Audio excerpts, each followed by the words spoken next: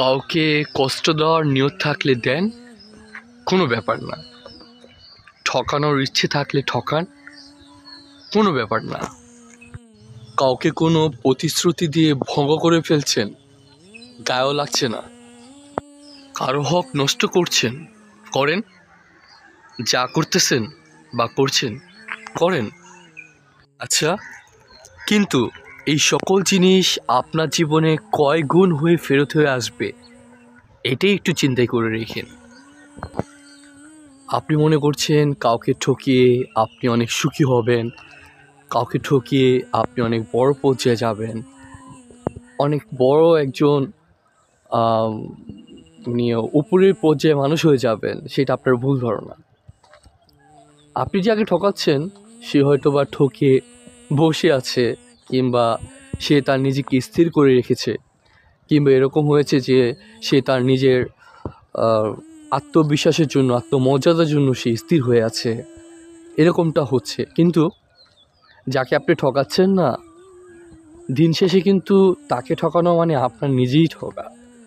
আপনি আপনার নিজেকে সেখানে সমর্পণ করে সেখান থেকে আবার চলে আসতেছেন।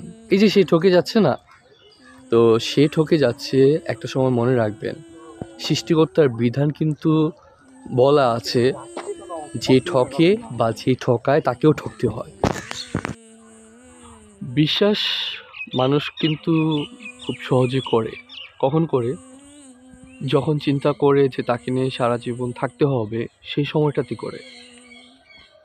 কিন্তু আপনি যাকে ঠকিয়ে তার বিশ্বাসটা ভঙ্গ করছেন, আর আপনিও যে নিজে ঠকবেন না সেটাও কিন্তু হবে না, আপনাকেও ঠকতে হবে। আর যখন আপনি নিজে ঠকে যাচ্ছেন তখন আপনি বলতেছেন যে কেন আমার সাথে এরকম হলো, কেন হলো, কি জন্য হলো, আমার সাথে তো এর চেয়ে ভালো কিছু হতে পারতো, আমার সাথে তো এর চেয়ে ভালো কিছু ঘুরতে পারতো। আসলে আপনি তো আরেকজনের বিশ্বাস নিয়ে খেলা করেছেন, আপনি তো আরেকজনকে ঠকিয়েছেন। তাহলে আপনি কেন সেই জিনিসটা উপলব্ধি করবেন না? শুনুন, ঠকানোর চিন্তা থাকলে কখনো মানুষ ফিউচারে আগে বাড়তে পারে না। একটা একটা কথা মনে রাখবেন,